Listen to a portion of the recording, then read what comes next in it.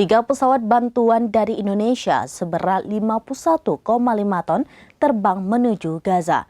Penyaluran bantuan ini diresmikan langsung oleh Presiden Joko Widodo di Lanut Halim Perdana Kusuma, Jakarta pada Sabtu 4 November 2023 pagi.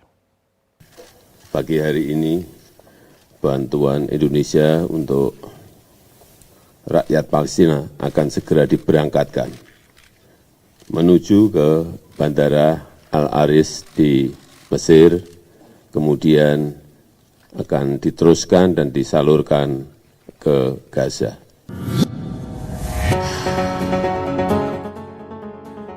Penyaluran bantuan dari Indonesia tahap pertama seberat 51,5 ton berisikan makanan, alat medis, hingga tenda berangkat menuju Gaza.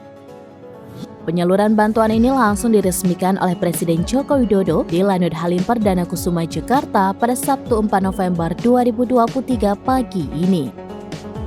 Nantinya, bantuan ini akan melewati Jeddah yang kemudian ke Bandara Internasional El Arish sebelum disalurkan ke Gaza.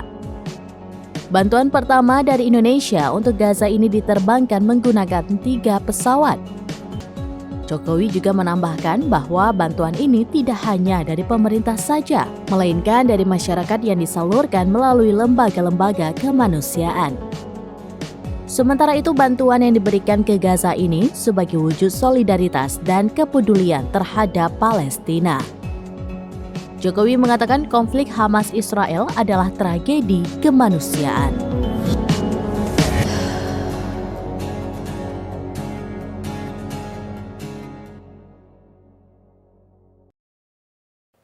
Demikian informasi terkini Syederalun, saksikan terus beragam informasi lainnya. Jangan lupa like dan share seluruh akun serampines.com.